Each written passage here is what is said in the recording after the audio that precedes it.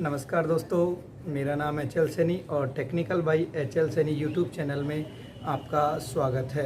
दोस्तों, आज की क्लास में हम वो टॉपिक पढ़ने जा रहे हैं जो कि एग्ज़ाम पॉइंट ऑफ व्यू से सबसे ज़्यादा इम्पोर्टेंट होता है, जहाँ पर लगभग हर प्रकार के एग्ज़ाम हो, चाहे टेक्निकल हेल्पर हो, चाहे डीएमआरसी हो या अन्य कोई भी एग्ज़ाम हो, हर एग्ज़ाम में यहाँ से 4 से 5 क्वेश्चन आते हैं और वो टॉपिक है हमारा प्रतिरोध। दोस्तों, इस टॉपिक से पहले अपन ने विद्युत धारा के बारे में जाना, आवेश के बारे में जाना, विभव के बारे में जाना, विभवांतर के बारे में जाना। इन सभी टॉपिकों को अपन जान चुके हैं। आज की क्लास में हम जो चर्चा करेंगे वो करेंगे प्रतिरोध के बारे में। ठीक है दोस्तों, तो करते हैं आज का टॉपिक स्टार्ट, प्रतिरोध। देखिए दोस्तों, प्रतिरोध टॉपिक ही मैंने क्यों स्टार्ट किया है, तो इसका एक विशेष कारण है, क्योंकि धारा को प्रवाहित करने के लिए हमें किसकी ज़रूरत पड़ती है, किसी बैटरी की। तो बैटरी क्या प्रदान करती है, हमें ईएमएफ। लेकिन जैसे ही किसी चालक तार में धारा प्रवाहित होती है तो उस चालक तार में के धारा प्रवाहित होने में उसमें कुछ अवरोध या बाधा उत्पन्न होती है, और वो जो बाधा या रुकावट है वही क्या हमारा प्रतिरोध। इसलिए आज की क्लास में हमारा जो डिस्कशन का विषय रहेगा वो रहेगा प्रतिरोध। तो दोस्तों, टॉपिक है प्रतिरोध, और प्रतिरोध को हम अंग्रेजी की भाषा में कहते हैं रेजिस्टेंस। प्रतिरोध अंग्रेजी की शब्दावली है रेजिस्टेंस। तो बात करते हैं कि ये प्रतिरोध क्या है। तो दोस्तों, इस चीज़ को मैं एक छोटे से एग्जांपल से समझाने की कोशिश करता हूँ। जैसे कि अपन घर पे होते हैं और जब किसी सप्लाई में वायर लगाते हैं तो उस समय वो वायर एकदम कूल होता है, एकदम ठंडा होता है। लेकिन कुछ समय बाद में, जैसे अपन ने 5 घंटे हीटर यूज किया और उसके बाद में वायर को निकालते हैं तो वायर क्या हो जाता है, गर्म हो जाता है। ऐसे ही अपन हाथों को रगड़ते हैं तो हाथों को रगड़ने के बाद में कुछ समय पश्चात हमारे हाथ क्या हो जाते हैं, गर्म हो जाते हैं। तो ऐसा क्यों है? तो जवाब आएगा कि सर, हाथों के बीच में घर्षण है, इसके कारण हमारे हाथ क्या हो जाते हैं, गर्म हो जाते हैं। तो क्या चालक तार में भी ऐसा कुछ घटित होता है क्या? तो जवाब आएगा कि हाँ, कि चालक तार के अंदर भी कुछ ऐसा ही घटित होता है। तो दोस्तों, चालक तार में ऐसा जो घटित होता है वो घटित होने वाली चीज़ क्या है, प्रतिरोध है। मतलब अगर बहुत आसान से शब्दों में बोलूं तो प्रतिरोध धारा के मार्ग में एक घर्षण है जिसके कारण हमारा चालक तार गर्म हो जाता है। अब आते हैं हम प्रतिरोध की रियल परिभाषा, वास्तविक परिभाषा में कि प्रतिरोध क्या है। तो दोस्तों, प्रतिरोध किसी युक्ति का गुण है। जैसे कि मैं बाजार गया और बाजार से एक युक्ति खरीद के लेके आ गया, और वो युक्ति मान लो ये क्या है, रजिस्टर है, जिसपे अलग अलग रंग की पट्टिकाएं बनी हुई है। तो इस युक्ति को मैं बोलता हूँ दोस्तों प्रतिरोधक। प्रतिरोधक को अंग्रेजी की भाषा में कहते हैं प्यारे दोस्तों रजिस्टर। तो रजिस्टर एक युक्ति, एक घटक का नाम है, और इस युक्ति का क्या गुण है, प्रतिरोध प्रदर्शित करना। तो मैं आसान से शब्दों में कह सकता हूं कि जो प्रतिरोध है, इस प्रतिरोधक का गुण है जो कि धारा के प्रवाह का विरोध करता है। तो दोस्तों, जो ये प्रतिरोध है, इस प्रतिरोध को हम प्रदर्शित करने के लिए एक प्रतीक भी काम में लेते हैं कि ये प्रतिरोध है, और प्रतिरोध को प्रदर्शित करने का ये हमारा क्या है, एक प्रतीक है, जिसे हम क्या कहते हैं अंग्रेजी की भाषा में सिंबल है। प्रतिरोध को हम आर से प्रदर्शित करते हैं, और इसका मात्रक वैज्ञानिक जॉर्ज साइमन ओम के सम्मान में ओम रखा गया है, और इसको प्रदर्शित करते हैं, जो वर्ड है ये क्या कहलाता है, ओमेगा। तो प्रतिरोध क्या है, इस प्रतिरोधक का गुण है जो कि धारा के प्रवाह का विरोध करता है। प्रतिरोध को आर से प्रदर्शित करते हैं और इसका मात्रक ओम होता है। दोस्तों, ये तो थी कि प्रतिरोध क्या है, सिर्फ बेसिक और फंडामेंटल चीज़ को जानने की कोशिश की है। दोस्तों, मुख्यतः चालकता हमारे पदार्थ में मुख्यतः देखे जाए तो चालक, अर्धचालक और कुचालक होते हैं, यदि हम धारा के प्रवाह के आधार पर चालकों की बात करेंगे तो हम सबसे पहले बात करेंगे चालकों में प्रतिरोध के बारे में, कि चालकों में प्रतिरोध का कैसा नेचर होता है। मान लीजिए कि मेरे पास में ये एक बेलनाकार चालक तार है। आदतन जो हमारे वायर्स होते हैं वो बेलनाकार नेचर के ही होते हैं, जैसे घर में सप्लाई हो चाहे कहीं पर भी हो। तो ये मान लीजिए मेरा बेलनाकार चालक तार है, और इस बेलनाकार चालक तार का कटाक्ष क्षेत्रफल ए और इसकी लंबाई एल है। तो बात करते हैं कि इस चालक तार की, ध्यान रखना ये अर्धचालक या कुचालक नहीं है जो मैं चर्चा कर रहा हूँ, किसी चालक तार या चालक पदार्थ की बात कर रहा हूँ, एक कंडक्टर की बात कर रहा हूँ जिसके अंदर क्या घटित हो रहा है। तो मेरे प्यारे दोस्त, जो ये मेरा चालक है, इस चालक तार का जो प्रतिरोध होगा मैं उसे किससे प्रदर्शित करता हूँ, आर से, चालक तार की लंबाई को एल से, और इसके कटाक्ष क्षेत्रफल को ए से। किसी दोस्त को समझ में नहीं आया तो कटाक्ष क्षेत्रफल क्या होता है, जैसे अपन नीम या बबूल का पेड़ काटते हैं तो उसका जो कटा हुआ भाग होता है उसका कटाक्ष क्षेत्रफल कहलाता है। अंग्रेजी की भाषा में बोलते हैं इसे क्रॉस सेक्शन एरिया। या अनुप्रस्थ काट क्षेत्रफल। दोस्तों तो किसी चालक तार का जो प्रतिरोध होता है उस चालक तार की लंबाई के समानुपाती होता है। ये चिन्ह होता है वो समानुपाती का, या इसे दूसरा वर्ड हिंदी में बोलते हैं अनुक्रमानुपाती और अंग्रेजी की भाषा में बोलते हैं इसे प्रोपोर्शनल। इस शब्द का प्यारा दोस्त ये मतलब है कि यदि चालक तार की लंबाई बढ़ेगी तो चालक तार का प्रतिरोध बढ़ेगा। मतलब तार जितना लंबा होता जाएगा उसका प्रतिरोध उतना ही बढ़ता जाएगा। तार जितना छोटा होगा प्रतिरोध उतना ही कम होगा। तो चालक तार और लंबाई के बीच में जो रिश्ता होता है वो समानुपाती मतलब सीधा रिश्ता होता है। लंबाई बढ़ेगी तो प्रतिरोध बढ़ेगा, लंबाई घटेगी तो प्रतिरोध घटेगा। अब बात करते हैं दूसरे रिश्ते की। तो चालक तार का जो प्रतिरोध होता है उसके कटाक्ष क्षेत्रफल के व्युत्क्रमानुपाती होता है। व्युत्क्रम का मतलब होता है कि बटे में किसी चीज का आना, मतलब किसी चालक तार का प्रतिरोध उसके कटाक्ष क्षेत्रफल के व्युत्क्रम, व्युत्क्रम का मतलब एक बटे में कोई चीज, या इसी के लिए शब्द काम में लेते हैं विलोमा अनुपाती। तो चालक तार का जो प्रतिरोध है उसके कटाक्ष क्षेत्रफल के व्युत्क्रमानुपाती होता है। व्युत्क्रम शब्द का तात्पर्य ये है कि यदि चालक तार का कटाक्ष क्षेत्रफल बढ़ेगा तो उसका प्रतिरोध घटेगा। कटाक्ष क्षेत्रफल बढ़ने का मतलब क्या है कि यदि इसका कटाक्ष क्षेत्रफल ये है और उदाहरण के तौर पे मैं यदि इसकी बात करूं तो इसका कटाक्ष क्षेत्रफल ज्यादा है, तो जिसका कटाक्ष क्षेत्रफल ज्यादा होगा वो चालक तार क्या होगा, मोटा होगा, और जिसका कटाक्ष क्षेत्रफल कम होगा उसका मोटाई क्या होगी, कम होगी। मतलब मोटे तार का प्रतिरोध क्या होता है, कम होता है, और पतले तार का जो प्रतिरोध होता है वो ज्यादा होता है। यदि इन दोनों स्टेटमेंट्स को मैं दोस्तों एक साथ लिखने की कोशिश करूं और जो लंबाई और हमारे कटाक्ष क्षेत्रफल के बीच में जो रिलेशन है इसको मैं यदि बताने की कोशिश करूंगा तो क्या चीज़ निकल करके आएगी कि प्रतिरोध लंबाई के समानुपाती और कटाक्ष क्षेत्रफल के व्युत्क्रमानुपाती होता है। तो दोस्तों चाहे भौतिक विज्ञान हो चाहे इलेक्ट्रिसिटी हो, जब जब समानुपाती का चिन्ह हटता है उसकी जगह एक नियतांक, एक स्थिरांक या अंग्रेजी की भाषा में कांस्टेंट आता है। तो दोस्तों यहाँ पर जो ये नियतांक है वो नियतांक है रॉ। तो R बराबर हो गया दोस्तों रॉ L/A। अब बात करते हैं इसमें आगे की, सर ये रॉ क्या है। तो दोस्तों ये जो रॉ है ये किसके स्थान पे आया है, समानुपाती के स्थान पे आया है, इसलिए हम क्या कहते हैं इसे समानुपाती स्थिरांक। एक्चुअल में इसका एक नाम भी है जिसे हम क्या कहते हैं, विशिष्ट प्रतिरोध, या इसका एक दूसरा नाम और है दोस्तों जिसे कहते हैं हम प्रतिरोधकता। रॉ क्या है, समानुपाती की जगह आने वाला स्थिरांक है जिसे हम विशिष्ट प्रतिरोध या प्रतिरोधकता कहते हैं। क्या चीज है विशिष्ट प्रतिरोध और प्रतिरोधकता, इस शब्द को अभी मैं बताऊंगा। तो विशिष्ट प्रतिरोध को अंग्रेजी की भाषा में बोलते हैं स्पेसिफिक रेजिस्टेंस, और प्रतिरोधकता को अंग्रेजी की भाषा में बोलते हैं रेजिस्टिविटी। तो दोस्तों हमने देखा कि जो R है उसके बराबर में आता है रॉ L/A। रॉ हमारा विशिष्ट प्रतिरोध है। तो बात करते हैं कि सर ये विशिष्ट प्रतिरोध होता क्या है। तो दोस्तों अपन देखते हैं कि ये चालक तार है, यदि मोटाई लंबाई चेंज होती है तो इसका प्रतिरोध क्या हो रहा है, लंबाई और कटाक्ष क्षेत्रफल के अनुसार बदलता है। लेकिन दोस्तों जो ये विशिष्ट प्रतिरोध है इस पदार्थ का गुण है। विशिष्ट प्रतिरोध क्या, इस पदार्थ का गुण। अब चाहे कितना ही लंबा हो चाहे कितना ही मोटा हो, जैसे तांबे का मोटा तार हो चाहे एक पतली सी चद्दर हो, उसके जो परमाणुओं की संरचना है वो हमेशा क्या रहेगी, समान रहेगी। मतलब कि जो प्रतिरोध है इस पदार्थ अर्थात इसके परिदर्श का गुण है, जबकि विशिष्ट प्रतिरोध इस पदार्थ का गुण है। तो हम कह सकते हैं कि विशिष्ट प्रतिरोध का मान इसकी लंबाई और कटाक्ष क्षेत्रफल पर निर्भर नहीं करता है। विशिष्ट प्रतिरोध का मान केवल पदार्थ का नेचर, पदार्थ की प्रकृति और ताप पर निर्भर करता है।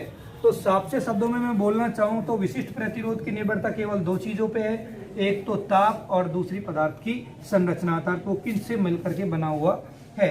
और हमारे प्रतिरोध की जो निर्भरता है वो प्रतिरोध की निर्भरता है चालक तार की लंबाई, कटाक्ष क्षेत्रफल और ताप। इन सब चीज़ों पे कौन निर्भर करता है, हमारा प्रतिरोध। तो बात करते हैं कि सर हमारे पास में जो अंतिम उपाय आया था, अंतिम परिणाम या रिजल्ट आया था वो आया था R बराबर रॉ L/A। अब बात करते हैं कि सर इस रॉ का मात्रक क्या होगा। तो प्यारे दोस्त यदि मैं रॉ का मान ज्ञात करूंगा तो इससे इसको गुणा करना पड़ेगा, तो R इंटू क्या हो जाएगा A, और L कहाँ जाएगा इसके बटे में।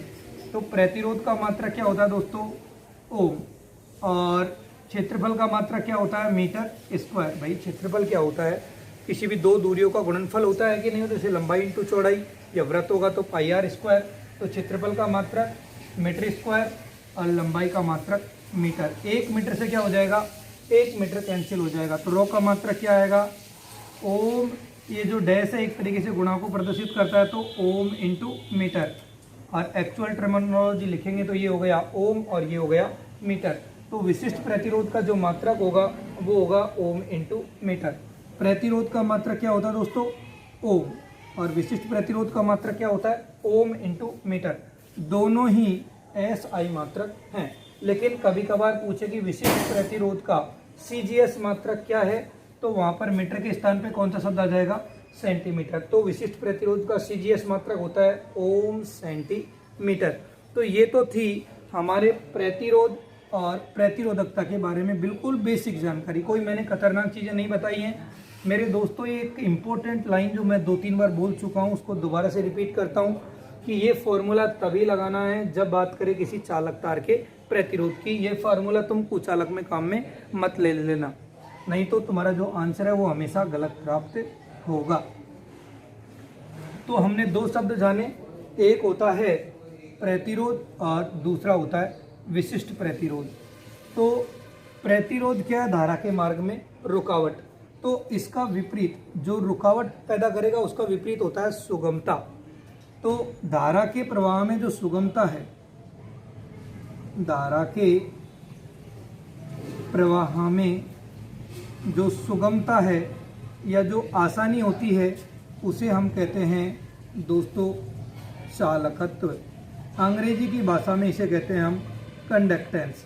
कई बार इसी के लिए हिंदी में वर्ड चालकता भी काम में ले लेता है, लेकिन आपको अंग्रेजी का वर्ड पता होना चाहिए जिसे हम कहते हैं कंडक्टेंस। कई बार हिंदी में चालकता लिख देगा और अंग्रेजी में कंडक्टेंस लिख देगा, तो इसका मतलब किसकी बात कर रहा है वो चालकत्व की। तो चालकत्व को दर्शाते हैं दोस्तों जी से। तो जी एक्चुअल में है क्या प्रतिरोध का उल्टा। मैंने कैसे कह दिया कि ये प्रतिरोध का व्युत्क्रम है, क्योंकि प्रतिरोध धारा के मार्ग में रुकावट पैदा करता है, और जबकि चालकत्व चालक तार में प्रवाहित होने वाली धारा के मार्ग में सुगमता प्रदर्शित करती है, सुगमता प्रदान करता है। तो एक हो जाएगा, और प्रतिरोध का मात्रक क्या हो जाएगा ओम, और इस 1/ओम को ही हम क्या कहते हैं महो, या इसी की जगह एक दूसरा शब्द और होता है साइमन या सीमेंस जिसे हम कहते हैं। तो ये बात थी किसकी चालकत्व की। इसी प्रकार विशिष्ट चालकता का भी उल्टा होता है, और विशिष्ट प्रतिरोध का भी उल्टा होता है जिसे हम कहते हैं विशिष्ट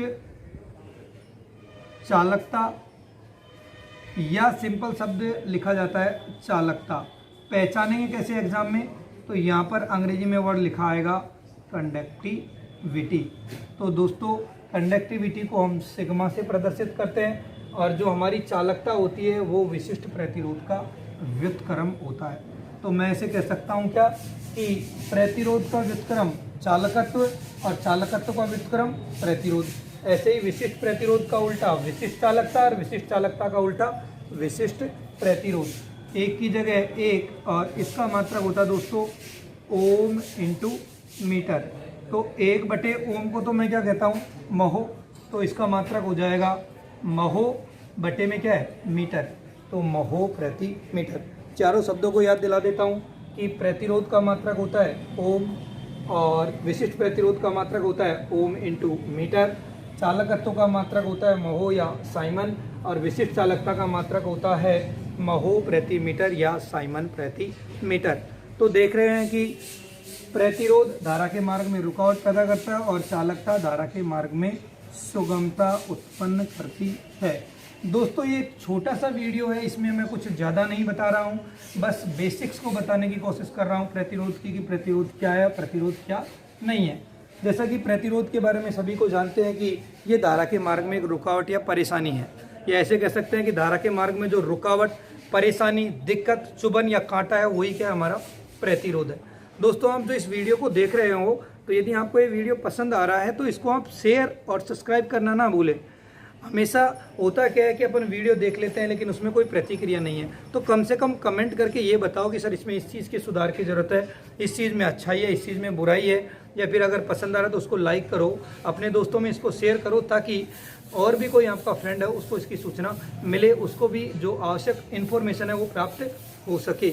अब आज हम लास्ट एक छोटा सा न्यूमेरिकल करेंगे इसके बेस पे, और वो है प्रतिरोध से जुड़ा हुआ न्यूमेरिकल। तो दोस्तों प्रतिरोध से जुड़ा हुआ जो न्यूमेरिकल है उस न्यूमेरिकल को मैं आपके सामने पास कर रहा हूं, और ये न्यूमेरिकल संख्या कौन सी है? पहली है। तो क्वेश्चन नंबर पहला दिखाई दे रहा होगा कि एक टंगस्टन के तार की लंबाई 1.5 मीटर तथा कटाक क्षेत्रफल 6 mm² है।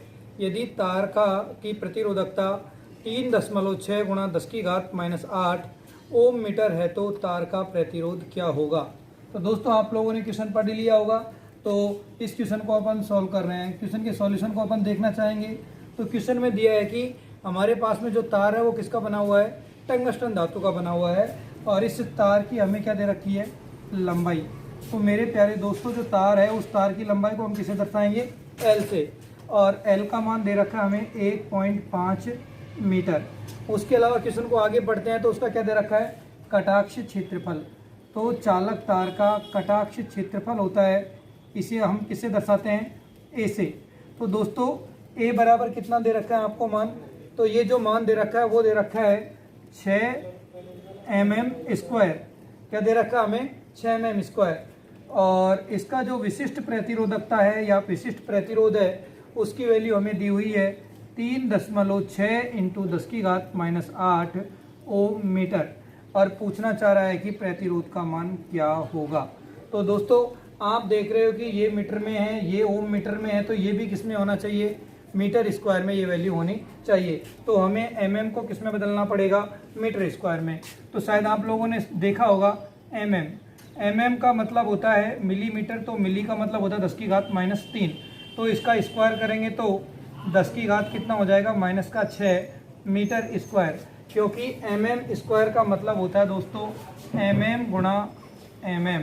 तो इसका मतलब 10⁻⁻3 और इसका मतलब भी 10⁻⁻3, दोनों को मल्टीप्लाई करेंगे तो आएगा 10⁻⁻6।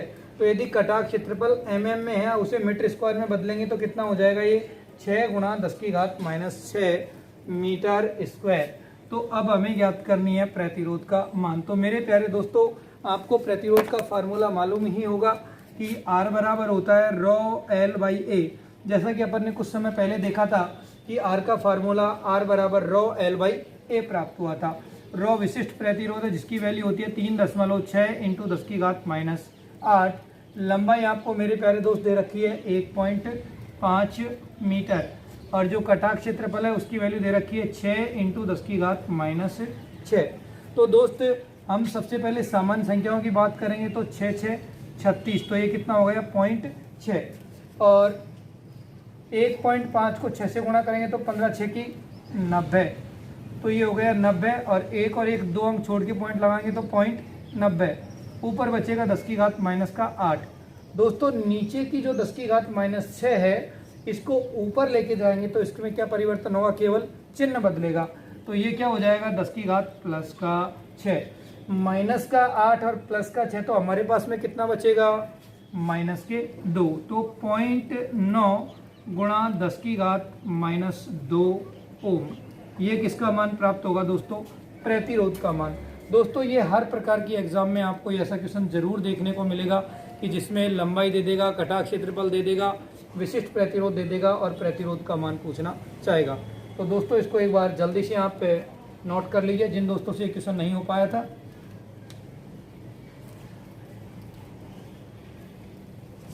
तो शायद मुझे लगता है दोस्तों आपने उतार लिया होगा, तो मिटा देता हूं मैं इस क्वेश्चन नंबर 1 के सॉल्यूशन को। अब बात करेंगे दोस्तों क्वेश्चन नंबर 2 की। अब जो हमारा चर्चा है वो है क्वेश्चन नंबर 2 की। तो दोस्तों आपको स्क्रीन पे क्वेश्चन नंबर 2 दिखाई दे रहा होगा। इस क्वेश्चन नंबर 2 क्या है इसको मैं आपको पढ़ के सुना देता हूँ कि इसमें लिखा है कि एक चालक तार का प्रतिरोध 4 ओम है और पदार्थ से बने हुए अर्थात इसी पदार्थ से बने हुए किसी अन्य तार का प्रतिरोध क्या होगा जिसकी लंबाई आधी और मोटाई दुगनी है। मोटाई का मतलब यहाँ इसके कटाक क्षेत्रफल से है। तो क्वेश्चन में आपको क्या दे रखा है कि चालक तार का जो प्रतिरोध है वो नॉर्मल स्थिति में कितना दे रखा है आप लोगों को, 4 ओम। कितना मान दे रखा है आप लोगों को क्वेश्चन में, 4 ओम। आपको स्क्रीन पे दिखाई दे रहा होगा कि चालक तार का प्रतिरोध कितना है, 4 ओम। और ध्यान रखना है, इसने बोला है कि मैंने पदार्थ को चेंज नहीं किया है। मतलब यदि पहले एल्युमिनियम का है तो अब भी तार एल्युमिनियम का ही है। मतलब तार के प्रतिरोध में तार के पदार्थ को बदला नहीं है, लेकिन लिया कौन सा है, दूसरा पदार्थ जिसकी लंबाई क्या है, पहले की तुलना में आधी। लंबाई पहले की तुलना में आधी और जो हमारा कटाक क्षेत्रफल है वो पहले की तुलना में दुगना। मेरे प्यारे दोस्त, यदि प्रतिरोध का ओरिजिनल सूत्र है वो है ρL/A। मतलब यदि पहले लंबाई L थी तो अब लंबाई क्या हो गई, आधी, L/2। पहले कटाक क्षेत्रफल A था तो अब दुगना होगा तो 2A। अब बात करते हैं कि इसके प्रतिरोध के मान पर क्या प्रभाव पड़ेगा। तो देखिए दोस्तों, इसका प्रतिरोध निकालेंगे तो ρ की जगह तो ρ, क्योंकि पदार्थ चेंज नहीं हुआ इसलिए विशिष्ट प्रतिरोध बदलने वाली चीज नहीं है। अब L की जगह क्या हो जाएगा, L/2 और ये कितना हो जाएगा, 2A। देखिए 2 नीचे आएगा तो ये क्या बचेगा, ρL/4A। और ρL/A क्या होता है दोस्तों, R। और R का मान कितना दे रखा है, 4। तो दोस्तों जो नया प्रतिरोध होगा वो उसमें कितने का भाग लग जाएगा, 4 का भाग लग जाएगा। मतलब उसका प्रतिरोध कितना रह जाएगा, केवल 1 ओम रह जाएगा। उसका प्रतिरोध कितना रहेगा, केवल 1 ओम रह जाएगा। तो दोस्तों ये क्वेश्चन नंबर 2 था। अब बात करते हैं दोस्तों क्वेश्चन नंबर 3 की। आप लोग जल्दी से इसको नोट कर लीजिए, फिर अपन क्वेश्चन नंबर 3 की ओर बढ़ेंगे, जो कि कई प्रकार के एग्जामों में पूछा गया है। इसमें सिंपल लॉजिक होता है। दोस्तों मेरा आदत क्या होती है कि मैं प्रत्येक टॉपिक के बाद में हमेशा उससे जुड़ी हुई न्यूमेरिकल कराता हूं, ताकि उससे जुड़ी हुई छोटी से छोटी बात भी आपको क्लियर हो जाए। भैया आपने प्रतिरोध पढ़ लिया, लेकिन जब तक उसके न्यूमेरिकल नहीं करोगे तो क्या आप उस क्वेश्चनों को सॉल्व कर पाओगे, या सॉल्व नहीं कर पाओगे तो उसका क्या लॉजिक समझ पाओगे, तो शायद जवाब आएगा नहीं। अब अपन लगाते हैं क्वेश्चन नंबर 3। दोस्तों आपको स्क्रीन पे क्वेश्चन नंबर 3 नज़र आ रहा होगा। क्वेश्चन नंबर 3 में बोला है यदि x बराबर 4 ओम और y बराबर आपको दे रखा है दोस्तों 48 × 10⁻⁻8 ओम मीटर। क्या दो चीज़ें दे रखी हैं दोस्तों, आपको दे रखा है x का मान 4 ओम और y का मान दे रखा है 48 × 10⁻⁸ ओम मीटर। तो कई बच्चों को तो इससे क्या समझ में आया कि ये x क्या है, कि ये x एक प्रकार का क्या है, प्रतिरोध है। क्यों, क्योंकि प्रतिरोध का मात्रक क्या होता है, ओम, अर्थात x क्या है, प्रतिरोध है। और ये ओम इंटू मीटर किसका मात्रक होता है, विशिष्ट प्रतिरोध का, अर्थात जो y है वो वास्तव में क्या है, ρ है। तो मुझे बताओ ρ का मान क्या लंबाई और क्षेत्रफल के अनुसार परिवर्तित होता है कि तो इसका मान लंबाई और क्षेत्रफल के अनुसार परिवर्तित नहीं होता है। अब बात करते हैं आगे वाली प्रतिरोध की। तो आप जानते हो कि प्रतिरोध लंबाई की क्या होता है, समानुपाती। तो क्वेश्चन ने क्या बोला है कि लंबाई को क्या कर दिया जाए, आधी। तो दोस्तों यदि लंबाई आधी होगी तो प्रतिरोध भी क्या हो जाएगा, आधा। अर्थात जो x का मान है वो पहले की तुलना में क्या हो जाएगा, आधा। तो 4 में 2 का भाग देंगे तो प्रतिरोध तो कितना हो जाएगा, 2 ओम। लेकिन दोस्तों y के मान में कोई परिवर्तन नहीं होगा। क्यों नहीं होगा, क्योंकि ये है विशिष्ट प्रतिरोध, और विशिष्ट प्रतिरोध का मान लंबाई पे निर्भर नहीं करता है। दोस्तों ये 3 बहुत इंपॉर्टेंट और छोटे छोटे क्वेश्चन जिनके बारे में अपन ने चर्चा की। अब एक इम्पोर्टेंट सा क्वेश्चन और लेंगे, आप जल्दी से इसको नोट कर लीजिए। देखिए दोस्त, क्वेश्चन में सिर्फ अपन के स्टेटमेंट को देखना कि कहना क्या चाह रहा है, देन अपन को सोचना है कि भाई इसमें क्या संभावना है, कौन सा सूत्र लग सकता है, किस प्रकार से इसमें परिवर्तन हो सकता है।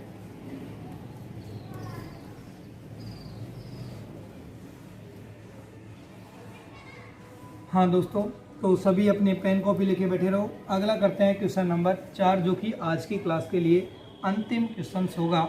कल वाली क्लास में न्यूमेरिकल के बारे में और भी चर्चा करेंगे, एक न्यूमेरिकल सीरीज और भी आएगी। तो आज की क्लास के लिए एक अंतिम क्वेश्चन है, क्वेश्चन नंबर 4। तो दोस्तों आपको स्क्रीन पर क्वेश्चन नंबर 4 नज़र आ रहा होगा।